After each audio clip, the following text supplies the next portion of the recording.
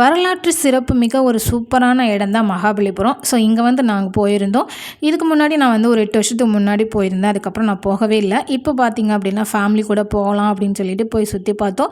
அப்போ பார்த்தீங்க அப்படின்னா கொஞ்சம் கொஞ்சம் படிச்சிருந்தேன். அதனால் வந்து எனக்கு இதோட ஹிஸ்ட்ரி எல்லாம் கொஞ்சம் தெரிஞ்சுது. இப்போ பார்த்தீங்க அப்படின்னா அந்த டச்சே இல்லாததுனால எனக்கு கொஞ்சம் கொஞ்சம் மறந்துடுச்சு.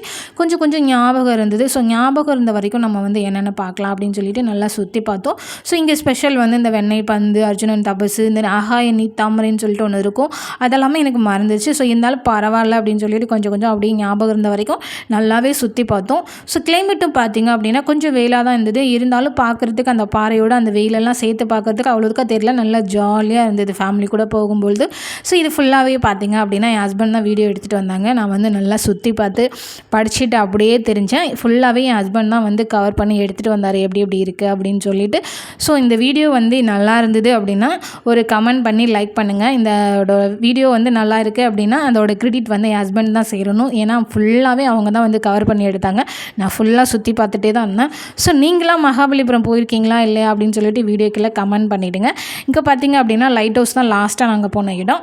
ஸோ நாங்கள் வந்து நல்லாவே கடல் எல்லாமே இங்கேருந்து பார்க்கும்போதே நல்லா தெரிஞ்சுது.